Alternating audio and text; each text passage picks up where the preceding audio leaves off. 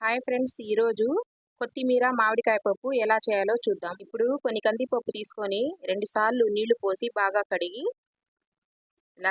నీళ్లు కందిపప్పు మునిగేంత వరకు పోసి ఒక 15 నిమిషాల తర్వాత తరిగి పెట్టుకున్న మామిడికాయ ముక్కలు, కొద్దిగా ఒక సగం ఎర్రగడ్డ, 2 టమోటాలు అవి వేసుకోవాలా. కడిగి పెట్టిన కొత్తిమీర కూడా వేసుకోవాలి. ఒక హాఫ్ స్పూన్ పసుపు, ఒక స్పూన్ కారం, కొన్ని నీళ్లు పోసి 3-4 విజిల్స్ వచ్చేంత వరకు ఉడకబెట్టుకోవాలి. పప్పు ఉడికిన తర్వాత సరిపడా ఉప్పు వేసి మెత్తగా ఇనుపుకోవాలి.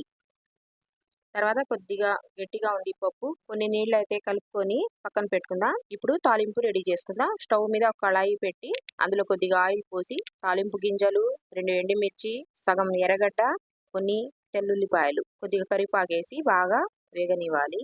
తాలింపు వేగిన తర్వాత పక్కన పెట్టుకున్న పప్పుని అందులో వేసేసి ప్లేట్ వేసుకుందాం. 5 నిమిషాల తర్వాత ప్లేట్ తీసి పప్పు ఇటు అటు కలుపుకొని స్టవ్ ఆఫ్ చేసుకుందాం. కొత్తిమీర మామిడికాయ పప్పు రెడీ అయిపోయింది. ఈ వీడియో కనుక నచ్చినట్లయితే ప్లీజ్ సబ్స్క్రైబ్ చేయండి ఫ్రెండ్స్. Thank you.